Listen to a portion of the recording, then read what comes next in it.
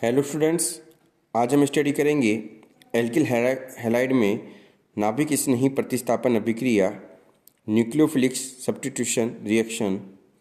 देखिए, जो alkyl halide है उसके अंदर न्यूक्लियोफिलिक सब्स्टिट्यूशन रिएक्शन जो है दो प्रकार की होती है।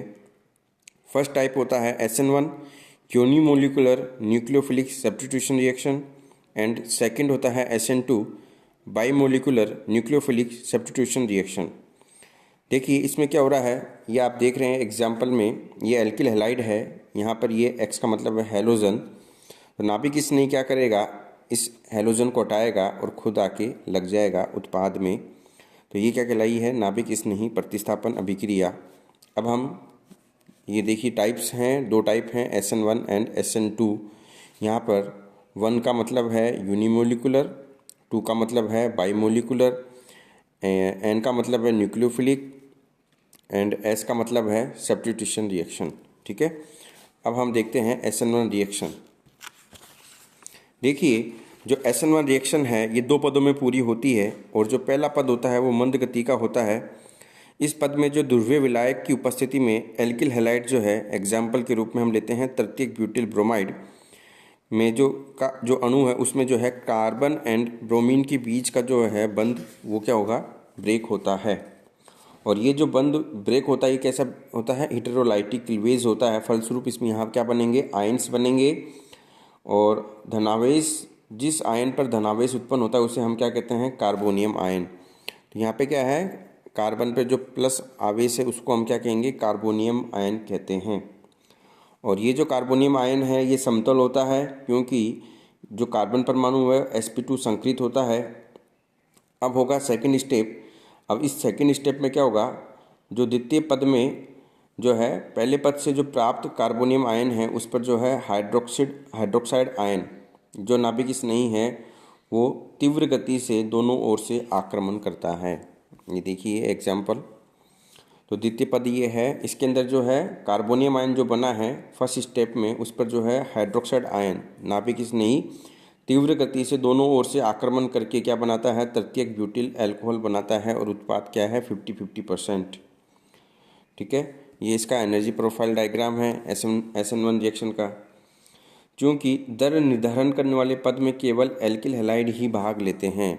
देखिए ये जो फर्स्ट स्टेप है इसमें आप देख रहे हैं ये मंद गति से हो रहा है और ये जो है नाभिक स्नेह पे डिपेंड नहीं कर रहा और ये किस पे, एल्किल हैलाइड पर डिपेंड कर रहा है। इसलिए ये जो है अभिक्रिया यूनिमोलिकुलर है। ठीक है, और यहाँ पे जो है एल्किल हैलाइड की सांद्रता पे है जो है रेट ऑफ रिएक्शन डिपेंड करती है। उसके बाद में है SN2 रिएक्शन।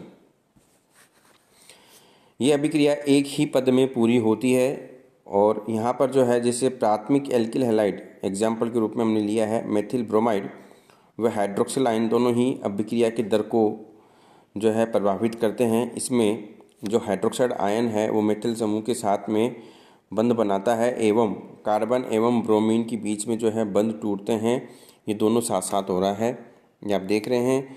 यहाँ पर जो हाइड्रोक्साइड आयन है वो कार्बन पे अटैक कर रहा है, ब्रोमीन जो है लिविंग ग्रुप के रूप में बाहर निकल रहा है। तो ये जो संक्रमण अवस्था आप देख रहे हैं इसमें जो है दोनों क्रियाएं साथ साथ हो रही हैं।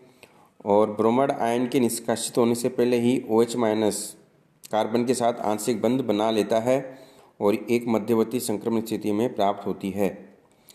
इसमें जो है तीनों हाइड्रोजन जो हैं वो कागज के लंबवत तल में 120 डिग्री के कोण पे होंगे और जो OH- और Br- हैं वो कागज के तल में एक दूसरे के विपरीत होंगे। ठीक है, इस स्थिति में जो है हाइड्रोक्सिल एवं ब्रोमीन समूह पे क्या है, आंशिक आवेश होता है। और लास्ट में क्या होगा, bromine as a leaving group के रूप में बाहर निकल जाता है और हमें जो है मेथिल अल्कोहल जो है उत्पाद के रूप में प्राप्त होता है। ये इसका एनर्जी प्रोफाइल डायग्राम है।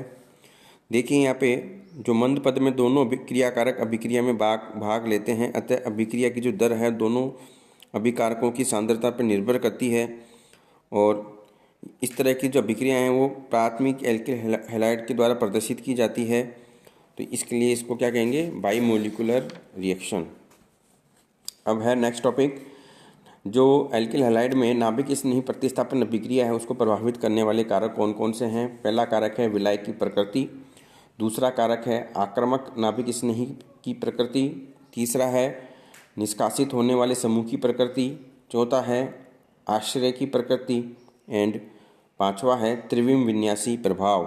ठीक है, अब हम देखते हैं first factor which is solvent. देखिए, अगर हम जो सॉल्वेंट है, विलायक है, उसकी ध्रुवीयता बढ़ाते हैं तो ध्रुवीयता बढ़ने से जो परावैद्युतांक है, डाइलेक्ट्रिक कांस्टेंट है, उसमें वृद्धि के साथ में SN1 अभिक्रियाओं की जो दर है वो बढ़ जाती है। ठीक है, और SN2 अभिक्रिया है वो SN1 की अपेक्षा अध्रुवीय विलायकों में अधिक होती है। रीज़न क्या रहा? अभी आपने देखा कि SN1 अभिक्रिया में जो है कार्बोनियम आयन बनता है, कार्बो कैटायन बनता है, और ये क्या है? ध्रुवीय है। तो इस प्रकार के ध्रुवीय आयन को ध्रुवीय विलायक आसानी से विलय कर लेता है।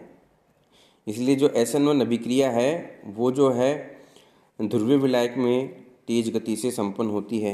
एग्जाम्पल देखिए आप, अगर हमने तृतीयक ब्यूटिल क्लोराइड का जल अपघटन किया एथेनॉल में तो ये मंद गति से होता है अकेले एथेनॉल में, और अगर हमने 50% एथेनॉल में तृतीयक ब्यूटिल क्लोराइड का जल अपघटन करते हैं तो इसकी जो गति है वो 30,000 गुना तीव्र हो जाती है।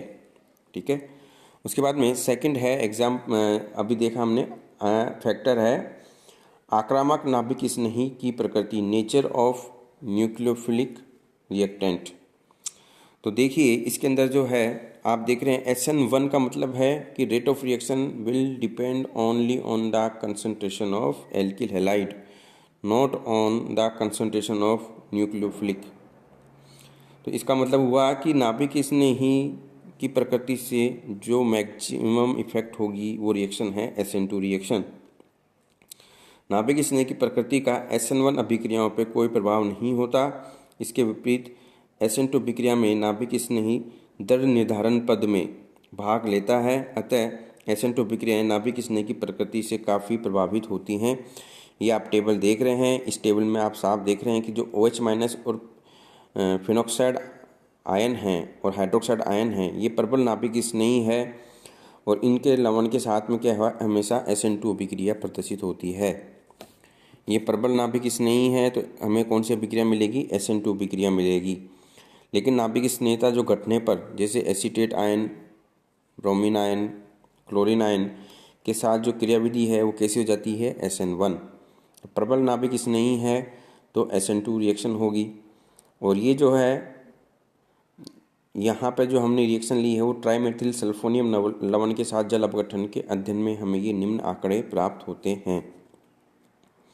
किसी नाभिक स्नेही अभिकर्मक की नाभिक स्नेहिकता को मापने की वैसे तो कोई विधि नहीं है, परंतु अगर हम न्यूक्लियोफिलिक कैपेसिटी को नापेंगे तो विलाय की प्रकृति, इलेक्ट्रॉन की उपलब्धता एवं त्रिविम विन्यासी प्रभाव पर जो फैक्टर्स हैं उनको इंक्लूड करते हुए उसकी कैपेसिटी को नापते हैं। जिन नाभिक स्नेही पर जो है ऋणात्मक आवेश हैं तो वे प्रबल नाभिक स्नेही होते हैं, और एक ही आवर्त में परमाणु क्रमांक बढ़ने के साथ नाभिक स्नेहिता जो है कम होती जाती है, और वर्ग में ऊपर से नीचे जाने पर जो है न्यूक्लियोफिलिसिटी बढ़ती है। ठीक है, और कुछ नाभिक स्नेहियों की जो न्यूक्लियोफिलिसिटी ऑर्डर है उसमें है कि जो CN- साइनाइड आयन है वो ज़्यादा नाभिक स्नेही होता है। उसके बाद आयोडीन है, आयोडीन के बाद -2- है, फिर हाइड्रोक्साइड है, फिर एजाइड है, फिर ब्रोमीन है, फिर क्लोरीन है, फिर फ्लोरीन है, फिर नाइट्रेट आयन है, और लास्ट में है वाटर। फिर है फोर्थ जो है थर्ड फैक्टर है निष्कासित होने वाले समूह की प्रकृति। तो देखिए यहाँ पे जो है लिविंग ग्रुप की बात हो रही है। लिविंग ग्रुप के अंदर जो अच्छा लिविंग ग्रुप होता है तो उसमें जो है अभिक्रिया की जो दर है वो बढ़ जाती है। तो हैलाइडों में जो है आयोडीन का आकार बड़ा होने से आसानी से ध्रुवित हो जाता है, और जो ध्रुवीकरण का क्रम है हैलोजन का वो है आयोडीन माइनस का ज़्यादा है, फिर ब्रोमीन का, फिर क्लोरीन का, फिर फ्लोरीन का। अतः जो आयोडीन है एक अच्छा निष्कासित होने वाला समूह है। अगर आक्रामक एवं निष्कासित होने वाले समूह दोनों ही क्षारीय हैं तो प्रबल नाभिक स्नेही दुर्बल क्षार को निष्कासित कर देगा। ठीक है, उसके बाद में है आश्चर्य की प्रकृति का प्रभाव। देखिए यहाँ पर जो है आश्चर्य की संरचना का नाभिक स्निग्ध प्रतिस्थापन क्रियाओं की क्रियाविधि पर बहुत ज़्यादा प्रभाव पड़ता है। तो यहाँ पे मेनली क्या है कि स्ट्रक्चर की बात हो रही है। तो आपने देखा कि जो प्राथमिक हैलाइड है,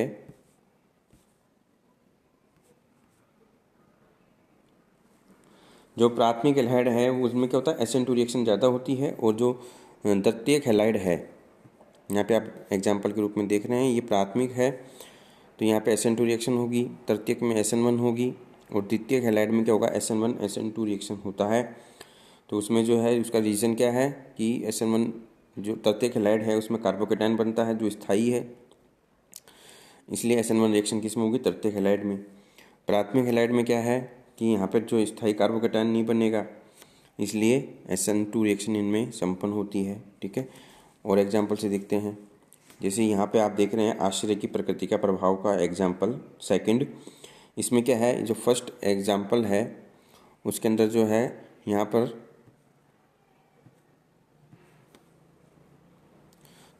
फर्स्ट एग्जाम्पल में जो है कार्बोनियम आयन जो है कठिनता से बनता है, और दूसरे में जो है आप देख रहे हैं कि कार्बोनियम आयन सुगंधता से बनता है। अतः बेंजीन वलय की पैरा स्थिति पर इलेक्ट्रॉन आकर्षित करने वाले समूह को प्रतिस्थापित किया जाए तो SN1 अभिक्रिया कम हो जाएगी, और अगर इलेक्ट्रॉन डोनेटिक ग्रुप को हम जोड़ते हैं पैरा स्थिति पर तो जो है SN1 अभिक्रिया बढ़ जाती है।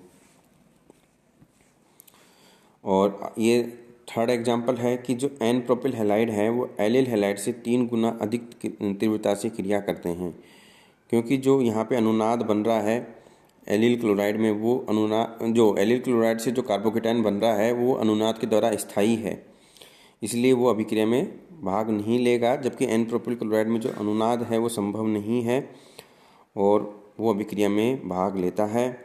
इसका कारण है कि एलिल हैलाइड से बनने वाला कार्बोनियम आयन अनुनाद द्वारा प्रोपिल कार्बोनियम आयन से अधिक स्थायी होता है। एलिल कार्बोनियम आयन में अनुनाद द्वारा धनात्मक आवेश एक से अधिक कार्बन परमाणुओं पर विस्थापित हो जाता है।